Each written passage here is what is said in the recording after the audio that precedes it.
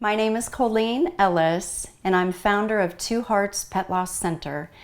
And I'm going to spend a little bit of time with you today talking about a subject that none of us like to think about, but something that every one of us is going to have to deal with and to have our heart absolutely put through and ripped apart. And that's the death of a precious, sweet little animal that we have in our world. I know it's a bit of a tough subject, and I hope over the next amount of time that we get to spend together that maybe I give you some things to think about. I'm going to say the word permission a lot today because in my session, I want to give you permission to grieve. I want to give you permission to mourn. I want to give you permission to honor the life and the love and the journey that you shared with a sweet, sweet little animal. You know, a question that we always have with our animals and one that we wrestle with, as opposed to when we lose a human family member, a human friend, colleague, whatever it may be, is why does it hurt so bad? Why does it hurt so bad with these animals when they die? And I want to share with you just a few little things that maybe will help put a little bit of context around it and a little bit of information to help you as you kind of wrestle with it through your heart and through your mind. And as you think about the love that we have for our animals, it's really very simple because their love is simple. Their love is not complicated. It's not, I've always said there's two words that we don't use to describe our relationship with our animal, and it's complicated and estranged. It's never that. It's a very simple love. It's a very pure love. You might use the same words that I use, which is it's unconditional love. They love us regardless. And so when that is taken away from us and when we maybe have to make a decision to help them when they're very sick or very old or whatever the case may be, it's a love and it's a grief that, again, rocks our world. And I think the other part of it is we exist with animals with no expectations. There's no expectations for them to do anything more and to be anything more than they are. Heck, actually, at the end of the day, they're put in your world to do one thing, and that's to love you and you love them. And that's it. And when you think about the pure nature of that, boy, it is really profound. And I always say, I don't know that can ever happen with a human relationship. We just have too many things, right? That we bring to the table, that we bring to a relationship, that we bring in, and it gets complicated. With our animals, it's pure love, which then equates to pure grief. And when you think about why does it hurt so bad, here's what I want you to know right out the gate. The love you have for your animal is going to equal the grief that you experience with that animal. And sometimes you don't know the depth of that until the day that comes. Gosh, I wish I had a dime for every time I've heard, I just didn't know it was going to be this hard. I didn't realize how much I loved him. I didn't realize how much she brought to me. I didn't realize, even though she was only an 8-pound little kitty cat, how much space and energy she took up in my home. I didn't realize that until that was taken away. And so here's the first thing I want to share with you, and I want you to know, and I want you to bring into your heart. The love you have for your animal is going to equal the grief that you have for your animal. The love and the grief are equal. Now, what I can't wait to share with you are some things that really kind of help us understand where our animals are at today. You know, for so long they were in the barnyard, right? And then we moved them to the backyard. And then we moved them to the back porch. And then we moved them to the living room. And where are they at now? They're in the bedroom, aren't they? They sleep with us. They're with us. Gosh, 1/3 of pet owners prefer pets over their children. In fact, 67% say that their pet is their best friend. A lot of people say, gosh, I'd take my pet over my spouse. I know, right? But we love these animals and we've humanized them into making them little people. Gosh, I have a voice for mine. I know what they sound like, and I'm sure you do too. And so we've made these animals be really, truly family members. 83% of people who have a pet, in fact, see their pet as a family member. So the relationship that we have with our pets has really, really escalated. And when that escalates, when our love escalates, when the care that we give to them during their lifetime, when that has become, again, humanized, then when that day comes, boy, we don't know what to do. And there is a group of people out there that don't understand us. They don't have a pet. They don't understand the human-animal bond. They don't understand that, oh gosh, I don't know if you're like me on this one, but that saying it's just a dog or it's just a cat, whew, that one's tough for us as pet lovers, isn't it? Because it's not that. It's more than that. And so when we find those people, and we're going to talk about this in a minute, when we find those people that we need for support during our grief journey, we need to find those that understand our grief. They understand the human-animal bond, and they can support us, and they can show up and give us the love and the care that we need. So we've got so many that, again, prefer their pets over their spouses or prefer them over the kids, and that's just where this relationship has come. In fact, there's a word out there as we continue to humanize these sweet little animals, and the word is anthropomorphism.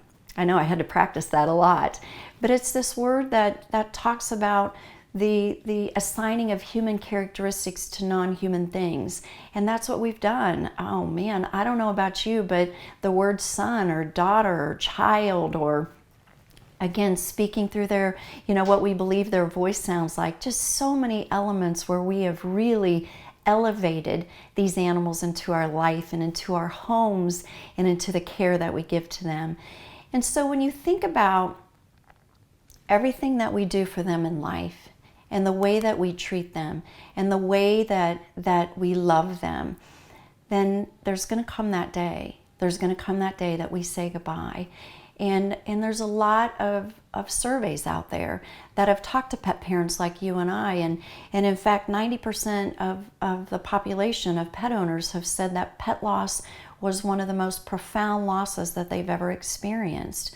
72% of people said that they weren't supported, or somebody diminished their grief by saying things such as, gosh, that's a lesser grief, that's a lesser loss than the loss of a human being. And for today, listen, I want to give you permission to say it's not any less than anything else. It's mine, it's big. This animal brought a lot to me in life, and now my heart is shattered. And I want to give you permission to have those feelings the same way that you would have with any other loss in your life. I want to give you permission to have that. And again, we're going to talk more about that here in a minute. 34% said they didn't have the support that they needed. No surprise, if 70% of our population has a pet, 30% don't. So 30% don't get you and I. And I'm also going to tell you, when you're looking for somebody to support you in your grief journey, I want you to look to the people who understood the relationship you had with your pet in life. Because if they didn't understand how much you love that sweet, dear little grumpy old kitty cat during life, they're not going to understand the loss when that kitty cat goes. So that's the next thing I want to tell you is find somebody who is going to support you. We want grief to be a logical process. And I want to tell you, grief is messy. Grief is absolutely messy. And whether it's the first time that you've had a significant loss with a sweet little pet, or it's the 10th time that you've had a loss of a sweet little pet. Listen, number 10 doesn't mean you worked on the first 9 and the losses of special animals. So by the 10th one, you're really good at this. You get better at it. We don't get better. These relationships that we have with our animals, they become more profound. They become deeper as we get older, and we respect the life that we shared and the love that we shared, and we're able to really take time and understand that and to really embrace it. And so it's messy. Grief is messy. Grief is extremely messy. What I want to encourage you to do is I want you to embrace your grief. I want you to embrace your grief. And I always put it in this manner. And you never know, and if you've been there, you're going to know exactly what I'm talking about. Sometimes you don't know when grief is going to show up. And let's just say it's your first time that first spring rolls around and your sweet, precious little pup isn't there to go for that first walk after the snow clears and the flowers are starting to bloom. And you walk outside that first time and you take a whiff of the flowers that are out there, and it hits you. it hits you that he's not there to take that walk with you. And so you find yourself welling up again. You know what? It's a grief burst. You're not crazy. You're not crazy at all. It's a grief burst. And especially during that year of firsts, all those things are going to hit you. So I want you to embrace that grief. When that grief comes knocking, I want you to let her in. In fact, I want you to pull up a chair and I want you to tell her to sit down, and I want you to have a conversation with her. I want you to tell her how your heart feels, not how your head feels. Because your head's going to try to jump ahead of your heart, and your head's going to say to you, you should be further along than this. And that's not true. Wherever you are right now in your grief journey is exactly where you need to be, wherever you are. And you know what? I want to tell you something. I'm 20 years later with the loss of my sweet, precious little girl, Miko, who is at the heart of the why of what I do. And I still have my moments. And you know what? I don't shame myself for that. When those tears start to well up, I sit down and I let them come, because she deserves them. She deserves every one of them. She rocked my world in life, and she absolutely kicked me in the tummy and rocked my world when she died. And I'm proud of that relationship I had with her. So I want you to embrace your grief. I want you to bring it in. I want you to really, really embrace it. And we're going to talk about how to actively grieve. So that brings me to a little bit of the core, of the foundation of the next few minutes that we're going to be spending together. And I want to give you some definitions. The first definition I want to give you is the definition of grief. Grief is what we feel on the inside. Grief is that pit in our stomach after our sweet, precious animal dies, that everything we feel on the inside is the grief that we feel. What you see me do is my grief gone public. It's mourning. It's mourning. So my mourning is the outward expression of grief. And we must mourn to mend. She who mourns mends. So that's my next point that I want to give to you. I want to give you permission to display your grief. I want to give you permission to express your grief. And it can come in a variety of ways. It could be crying. It could be journaling. It could be taking a walk. It could be saying every day when I get home from work, what I used to do is I used to leash him up on a collar and we would go out and we'd walk around the neighborhood. Permission to keep doing that. I want you to do that again, okay? You've got to mourn. So whatever you need to do, whatever is the way that you mourn, and listen, mourning is not this, okay? Mourning is not pushing it down. That is not mourning. Mourning is not keeping yourself busy so you don't have to think about it. That is not mourning. Mourning is a healthy expression of your grief. You've got to mourn to mend. I encourage you to mourn. I encourage you to figure out what you need to make movement in your grief journey, which happens through the mourning work that you do. The next definition I want to give you is empathy. And I give you that definition because it could be a definition that of a behavior that you possess as you help a friend in grief. But I also want you to be empathetic with yourself, okay?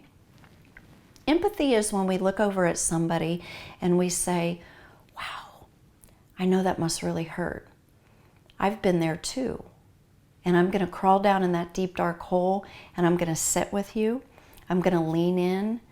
I'm going to be there for you. I'm going to tell you and I'm going to ask you, tell me about your little dog. Tell me about your bunny. Tell me about your snake, because I want to hear all about it. And I get down in that deep, dark hole with you because I too have been there for my journey. And so I want to be there for you and I want to be able to lean in and I want to be able to be of support to you. Sympathy, on the other hand, is a passive expression of empathy. Sympathy is saying, gosh, I'm sorry, that's really awful where you're at. And that's about it. I want you to be empathetic with those around you and say, I've been there with my own. Now here's what I don't want you to do.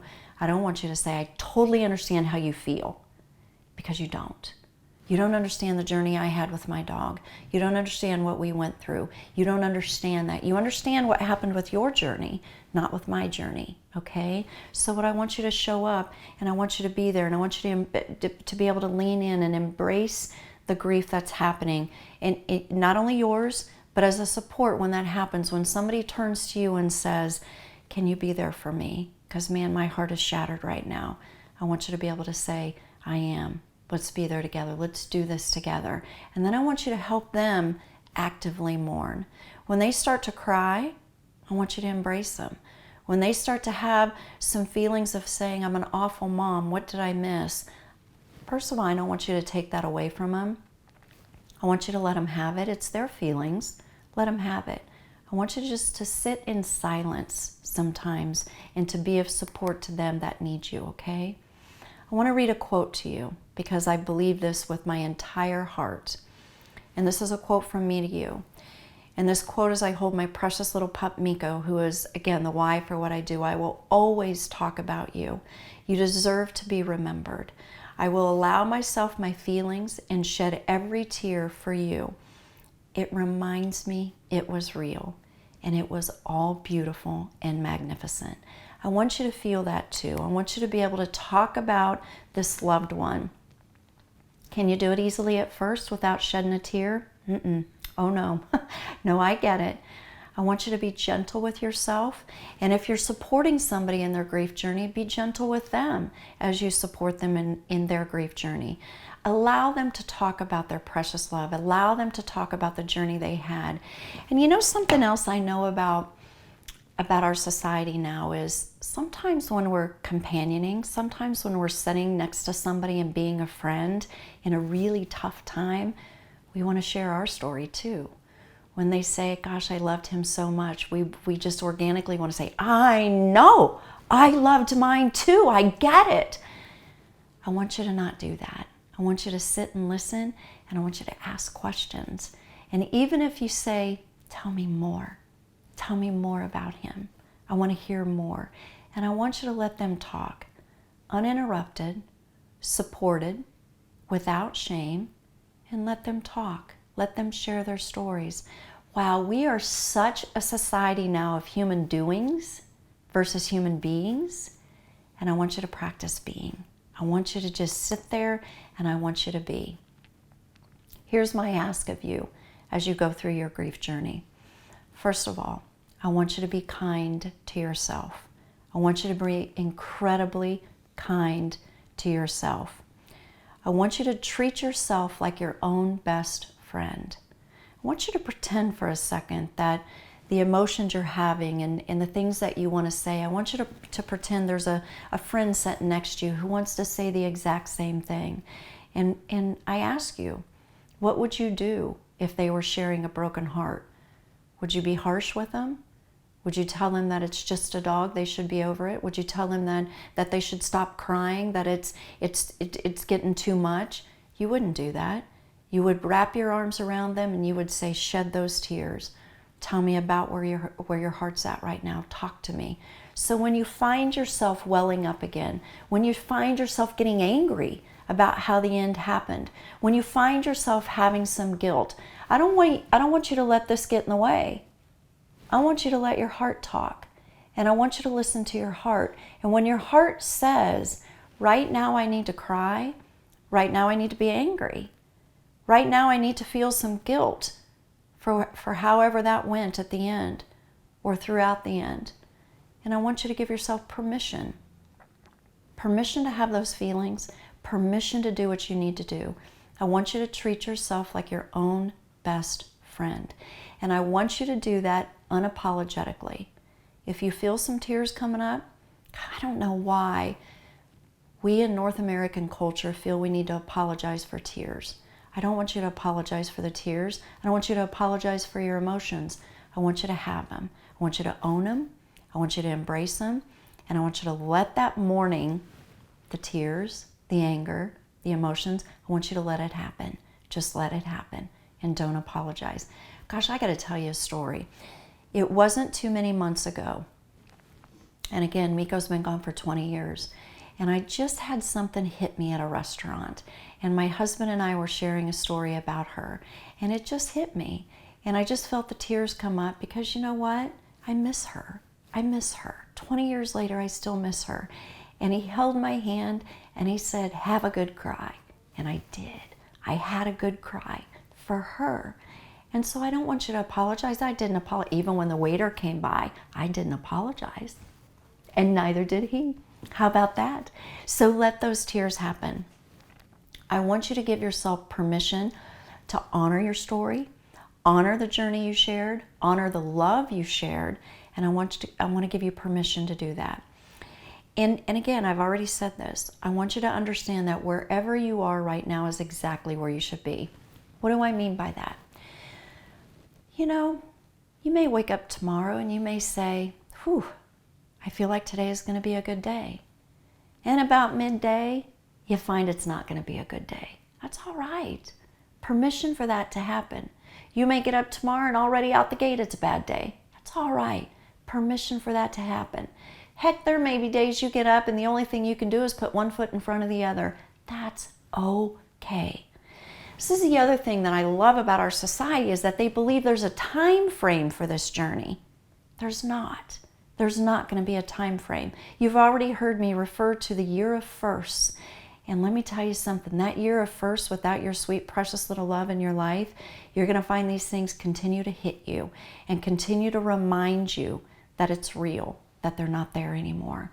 And so allow those emotions to happen. Know wherever you're at is exactly where you should be. And honor those stories. Honor the journey that you shared. Here's the other thing I want to talk to you about in this session. I want to help you validate that the feelings that you're having doesn't make you crazy. Not at all. You loved that animal, and the emotions that you have right now for that animal and the grief that you feel, I want to remind you, you're not crazy. You just loved, and that doesn't make you crazy. Secondly, I want to help you validate your feelings. I think so often when it comes to the loss of a pet, which is a disenfranchised grief, a lot of people don't get our grief. They don't understand it. It's a disenfranchised grief, and that's a term, all right? But I want to help you validate your feelings. I want to help you validate your feelings of anger, of sadness, of regret, of guilt. I want to validate all those. You know what? They're yours. They should be validated, and you own all of them. Don't let anybody take them away from you, okay? I want to even talk about guilt for a second. You know, I find that when we're sharing with someone how we feel, what they want to do is they want to make it better. They want to make us feel better. They don't like us to hurt. People are uncomfortable with tears. You know what I'm talking about. People are uncomfortable with tears. And if you're that person that's supporting somebody who has just lost a pet or maybe still is trying to maneuver their grief journey, and they share with you that they're guilty, maybe they believe they missed a sign that their pet was giving them that they were sick. Maybe they had to make the call at the very end and they actually had to schedule the euthanasia, and they still feel guilty about that. I don't want you to take that away from them, because here's what happened. When I have somebody that I share that with, that gosh, I feel guilty that I missed something with my sweet, precious kitty cat, Rudy, the first thing they say is, don't you say that. You were a good mommy. You were a very good mommy. The first thing that happens in my tummy is I want to argue back. I want to say I don't feel like a good mommy right now. And so what I would rather you do is lean in. Let me own the emotion. When I'm in grief, when things are out of control, I've already told you grief is messy. Grief is messy. It's messy. When it's messy, my feelings are going to be messy. I don't need you to sort them out for me. I don't want you to sort them out for me. I want you to sit there and I want you to just listen. And I'll sort them out when the time is right. I'll do it. I don't need you to do it, okay? And so as a companion, I want you to be comfortable with tears. I want you to be comfortable with anger. I want you to be comfortable with silence, because sometimes I just need you to sit in silence. Silence is so healing. And as a companion, I want you to just sit there with me. As a grieving pet parent, I may need to sit in silence sometimes and process my own emotions. Whew, solitude can be so healing, so very healing. And it's actually a very healthy mix of solitude, of healing, and also me sharing my story with you. So there's a healthy mix of both. You may need and want permission for what you're feeling. You may need and want permission to do a ritual. You may need and want permission to do some morning work. I want to do that for you today. And I want to be the one that when you end this session, that you close your eyes and you hear my words and you hear it in your heart that said, she gave me permission to feel like this. She gave me permission to do this. She gave me permission to express my mourning in this manner. That's what I want you to hear. And when you go to share this word and you be an evangelist for the message I'm giving you today, I want you to go be an evangelist for other broken pet parents like you and I want you to go be an evangelist, to be a companion to them, to say, I'm going to sit here and lean in and I'm going to help you embrace your grief.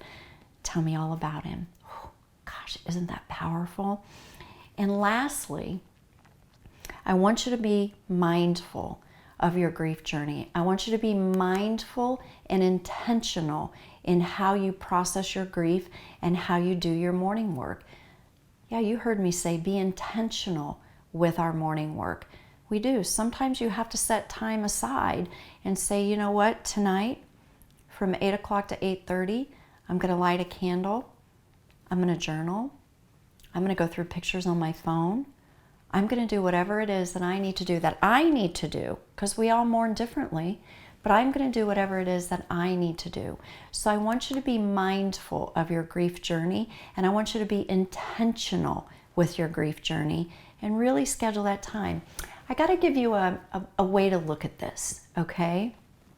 I was actually in a class about a year ago, and there was a speaker. It was a class on grief, and there was a speaker who stood at the front of the room speaking, and she had a soda bottle, and she was shaking up the soda bottle, okay? I was in the front row, and I just thought she was maybe nervous a little bit. And so I continued to watch her shake this soda bottle, and all the while she was talking about grief and mourning. And what she was actually talking about was how we push our grief down. And we believe if we push it down, if we ignore it, if we stay busy, whatever words you want to use, that it makes it better. And she was talking about us pushing our grief down. And all of a sudden she stopped and she went to open that soda bottle. And she was referencing the opening of that soda bottle to being a point in time that we were reminded of the loss that we just had with that sweet animal. And as she went to open that soda bottle, of course, all of us in the front row were like, no, don't open the soda bottle. And she stopped and she closed it up and she said, you know, the opening of the soda bottle, when you release that pressure a little bit at a time, just like our mourning work, when you release that pressure a little bit at a time and you do your mourning work, then all of a sudden you can open that soda bottle and there's not going to be an explosion. However, what we in our North American culture tend to do, because we avoid grief, we avoid the feelings, we don't want to have them, we believe they're too hard to have. What happens when something reminds us, it's like that soda bottle, the lid just comes off and there's an explosion. And all of a sudden we're in a heap and we're crying and we're angry and we're all that kind of stuff, instead of doing our active mourning work. And so I want to encourage you to do that active mourning work. I want to remind you that the grief we feel is in total proportion to the love that we feel. All right, so here's some other things that I want you to be mindful of as you process your grief. First of all is the circumstances of the death. Did you have to make the call at the end to put them to peace? Was it something else? Was it an accident? I want you to think about that as you think about your grief journey and what you're going to need to process the grief. The relationship you had with your pet. Gosh, I think we're all okay to admit this. We have those heart dogs. We have those heart kitties, don't we? And so some of those are a little bit tougher maybe than the loss of another one. I'll give you another one I just heard just a few weeks ago. A woman was sharing with me that she was having a little bit of some different emotions that she wasn't knowing how to process, because her dog was a very tough dog, meaning he was a lot of work, he was a little extra. And so as she looks back on that and the anger that she had with him because he was such a high spirit and because he did have a little mind of his own, she has a little regret for how she dealt with that. I want you to be mindful of that and really bring that out and say, is that where I'm at too? Am I feeling that coming to the surface? I want you to think about your own unique personality and what your life experiences with death have been. How many of us maybe grew up in a home where big girls don't cry, and so we weren't allowed to express our emotion? I don't know about you, but if there was any of that, I'd like to reframe some of that, and I'd like to say, you know what, I'm a big girl now, and this is how I want to express my feelings, and how I want to embrace this loss and approach this loss. I want you to think about what you need, not what maybe your life experiences were. What do you need now? What do you need now to help you? Think about your support system. Who's around you? If it's nobody, reach out. There's a lot of pet loss support groups out there. There's a lot of places that you can turn to help you with your grief and to be able to talk out loud about it. I want you to think about other events in your life when your pet died. Gosh, how many times I've heard from people that the dog was the only one that saw them through the divorce, the move, the cancer, the this, the that. And you really have to process that chapter that had that name of that animal on it and all the things that happened during that time. Be mindful of that. I want you to also be mindful of society's rules that, you know, sometimes they say it's just a dog, it's just a cat. Pooey on that, just absolute pooey on that. Don't even listen to those people that believe that way. And don't let that crawl in. Don't let them shame you because of your feelings and how you saw your animal in the relationship. Don't believe for 1 second that there's a limited time for mourning. I just shared with you, Miko's been gone 20 years, and I had a moment just a couple months ago. I had a moment, and I want you to embrace those moments. There's no time for mourning. Oh, I have another one to tell you. We don't get over this. You don't get over grief. You get through it. And you get through it with the active mourning. I need you to do your active mourning. I want you to ignore the people who tell you that you should mourn more or less for different relationships. Not true. This animal had an impact in your world, and you're going to mourn that just like you do any other loss in your life. And it deserves to be ranked right up there with them. Okay? Next, another societal rule that I don't agree with. If you cry over an animal, you might be too emotional. Not true. Boy, I shed those tears. Shed them. Like I said, their love it's not complicated. And so it's a very real. They brought a lot to us, a lot of lessons and a lot of love. With our animals, spirituality and religion can be debated. We're going to talk about that in a minute. Rituals are viewed with a squinted eye. You know what? If you want to have a funeral for your animal, have a funeral. And lastly, the replacement theory. Boy, how many times people have come at us as loving pet parents and said, "You're going to get another one? That'll make you feel better. Get another one." Just like that relationship can just go away. Not true. Emotions want emotion. We've got to give them motion. I want you to listen to your heart, and for a little bit in the beginning of your journey, I want you to get your head out of the way. Because your head is going to try to override your heart, and your head's going to say you shouldn't feel that way anymore, and your heart's going to say, but I want to feel this way. Get your head out of the way. I need you to move your head on. I want you to embrace, she who has no time to mourn has no time to mend. Do your mourning work. The grief journey is hard. Again, we're never going to get over it. We're going to get through it.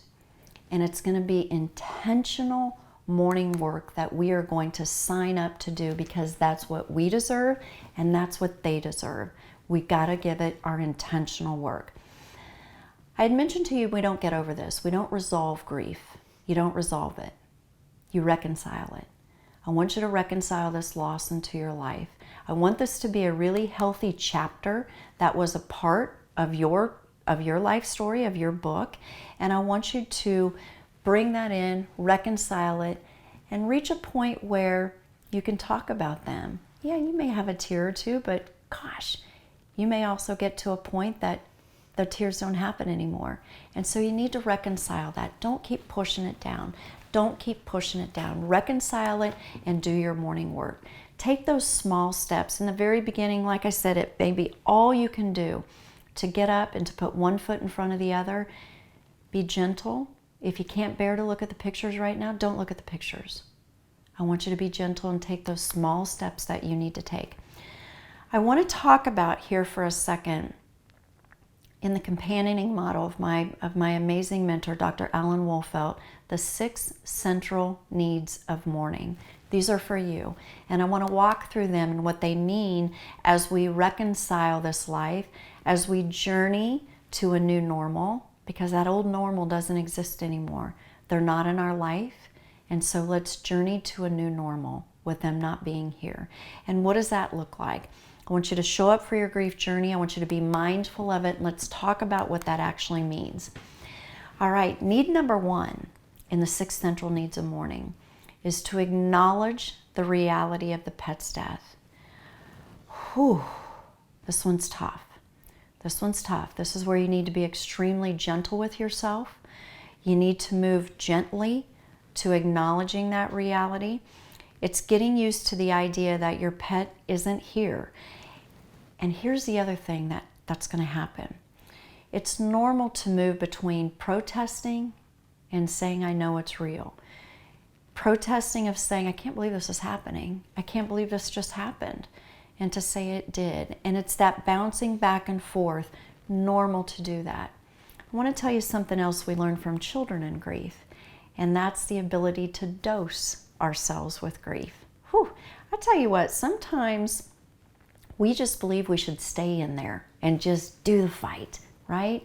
I gotta tell you, stick your head up sometimes. It's okay to go into denial. It's okay to say that this just isn't happening right now, and to take a break, to breathe, to do that.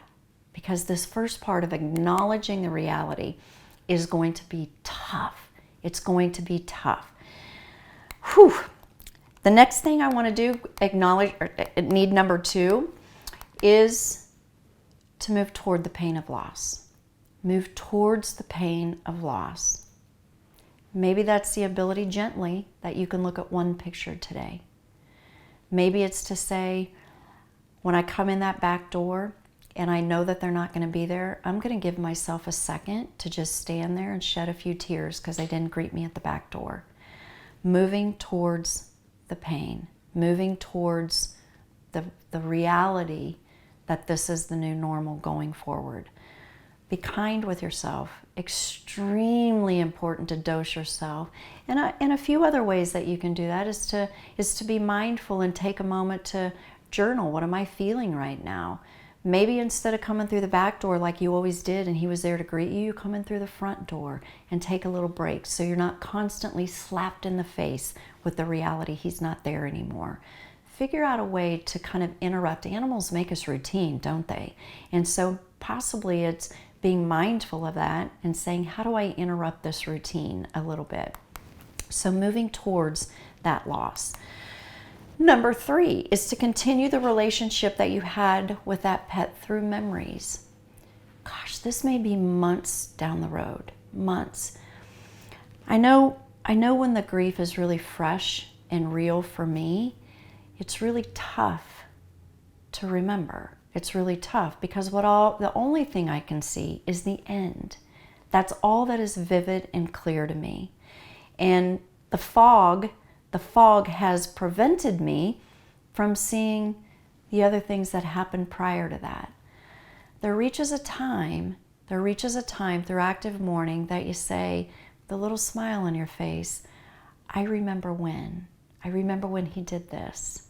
I remember when. And then the next day you remember more.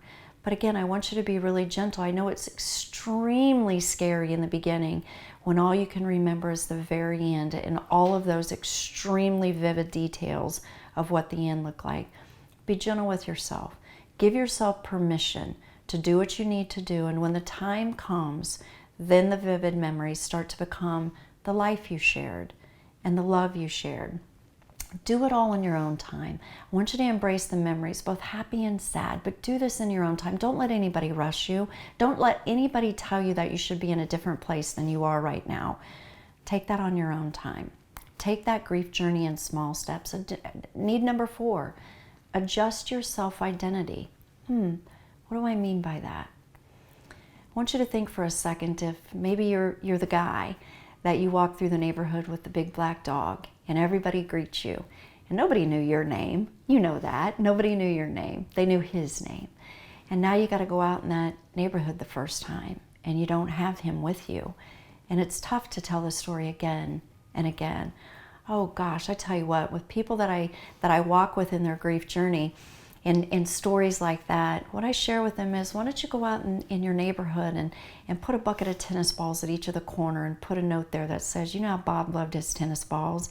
Take one, enjoy them, and thank you for being so kind to Bob and I during our walks. Do things like that.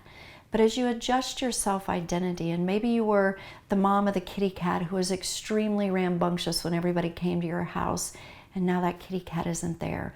Adjusting our self-identity. Man, I'll never forget a gentleman who came in one day, and I was helping him with his sweet, precious dog, Sheba. I'll never forget it. And it was the only dog he had at his house. And I always greeted everybody by Sheba's daddy, and sat down, and he got a tear in his eye. He said, "Can I still and forever be Sheba's daddy?" I said, "Absolutely you can. Permission for that. Permission for that." I want you to take some slow revisions as you adjust your self-identity and through this entire first parts of our needs. And I want you to take a slow, gentle time in adjusting your daily routines. They make us routine, don't they? You get up in the morning, the first thing you do is we go outside to potty, we do this, we do that, we get a treat before mommy goes to work, whatever it may be. Permission to do those or not do those. And here's what I mean by that. Out in my kitchen, I have all of the dog bowls from every animal and kitty bowl from every animal who's been in my life. Dinner time's a happy time at our place. And so I want to be reminded it was real, and I keep all the dog bowls. I keep them lined up. I had a lady tell me one day when she said, it's just tough when I get up in the morning because I always gave him fresh bottled water. And she said, and I don't know what to do anymore.